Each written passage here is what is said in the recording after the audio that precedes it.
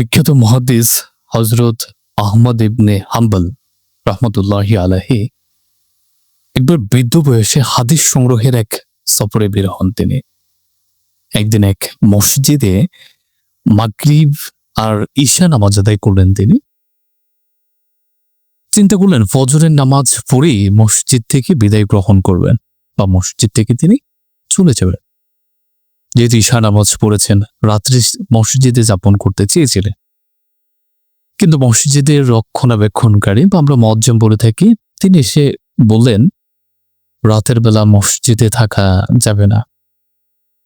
নিরুপায় হয়ে তিনি বেরিয়ে পড়লেন।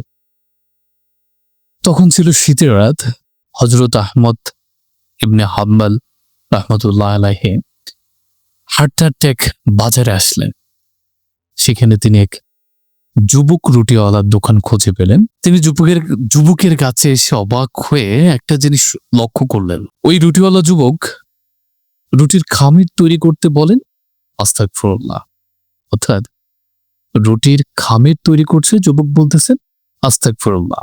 যুবকটি বেলুন দিয়ে রুটি বানাতে গিয়েও বলেন আস্তাগফিরুল্লাহ। ক্রেতার হাতে রুটি তুলে দিতে গেলে ওই রুটিওয়ালা তাও বলেন আস্তাগফিরুল্লাহ। এমনকি ওই রুটিওয়ালা যুবক ক্রেতার কাছ থেকে টাকা নিতে গেলেও বলেন আস্তাগফিরুল্লাহ। অর্থাৎ সব কাজে যুবকটি শুধু পড়ছে আস্তাগফিরুল্লাহ। যুবকের এই আস্তাগফিরুল্লাহ পড়ার এই বিষয়টি দেখে মুহাদ্দিস আহমদ ইবনে হাম্বলের কৌতূহল বেড়ে গেল। যুবককে বললেন, হে যুবক, তোমার হয়েছে কি? আসার পর থেকে দেখছি তুমি কিছুক্ষণ পরপর শুধু পড়ছো আস্তাগফিরুল্লাহ আস্তাগফিরুল্লাহ। এবার যুবক বললেন, আমি সবসময় ইস্তিগফারের সঙ্গে আঠার মতো লেগে থাকে, যেটা একটু আগে তিনি দেখলেন। আর এই আমলের ফলে আল্লাহ তাআলা আমাকে মুস্তাজাবুদ দাওয়া বানিয়ে দিয়েছেন। আমি দোয়া করলেই তা কবুল হয়ে যায়।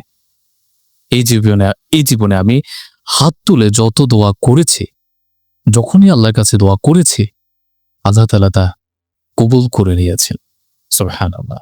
যুবকের একথা শুনে মুহাদ্দিস আহমদ ইবনে হাম্বল একেবারে অবাক। তিনি যুবককে আবারও প্রশ্ন করলেন, তুমি মুস্তাজাবুদ দাওয়া, তুমি দোয়া করলে কবুল? যুবক বলেন, হ্যাঁ, আমি দোয়া করলেই কবুল। তবে আমার একটা দোয়া এখনো কবুল হয়নি, সেটি ছাড়া আল্লাহ আমার সব দোয়া কবুল করে নিয়েছেন। এবার মুহাদ্দিস আহমদ ইবনে হাম্বলের আগ্রহ কৌতূহল আরো বেড়ে যায়। তিনি যুবককে জিজ্ঞেস করলেন, তোমার সে দোয়াটা আবার কি যা এখনো কবুল হয়নি? এবার যুবক রুটিওয়ালা বললেন, আমি আল্লাহর কাছে অনেকবার দোয়া করেছি যে, আয় আল্লাহ, আমি শুনেছি জামানার সবচেয়ে বড় মুহাদ্দিস, তার নাম নাকি ইমাম আহমদ ইবনে হাম্বল। আল্লাহ, তোমার কাছে আমার আকুতি ও মিনতি, আমি যেন এত বড় মুহাদ্দিসের হাতে হাত রেখে মুসাফাহ করতে পারে আর তার কপালে একটা চুম্বন করতে পারে। আমার এই দোয়া এখনো পূরণ হয় নাই। আল্লাহ যে কেন আমার এই দোয়াটা কবুল করে না তা আমি জানি না। মুহাদ্দিস আহমদ ইবনে হাম্বল আবেগপ্রবণ হয়ে গেলেন। নিজেকে তিনি আর ধরে রাখতে পারলেন না, তিনি চোখের পানি ছেড়ে দিলেন। তখন যুবককে বললেন, হে যুবক, আহমদ ইবনে হাম্বলের সঙ্গে দেখা করার জন্য তার দরবারে যাওয়ার দরকার নেই। তোমার এই দোয়া আল্লাহ তাআলা কবুল করে নিয়েছেন। আহমদ ইবনে হাম্বলকে তোমার সঙ্গে দেখা করানোর জন্যই এখানে নিয়ে এসেছে।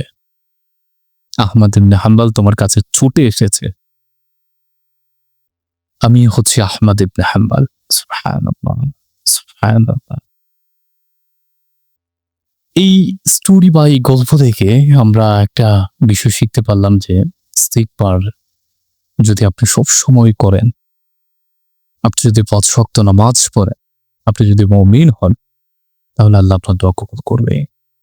ইস্তিগফার এমন এক ইবাদত যা মানুষকে আল্লাহর কাছে মুস্তাজাবুদ দাওয়া বানিয়ে নেয়। মুস্তাজাবুদ দাওয়া হলো এমন এক ব্যক্তি, যে ব্যক্তি দোয়া করতে দেরি, সে দোয়া কবুল হতে মুহূর্ত দেরি হয় না। আর মুস্তাজাবুদ দাওয়া হিসেবে নিজেকে তৈরির অন্যতম আমল হলো আঠার মতো ইস্তিগফারের সঙ্গে লেগে থাকা। উঠতে, বসতে, চলতে, ফিরতে সদা আল্লাহর কাছে ক্ষমা প্রার্থনার নিয়তে আস্তাগফিরুল্লাহ আস্তাগফিরুল্লাহ পড়তে থাকা। সুবহানাল্লাহ।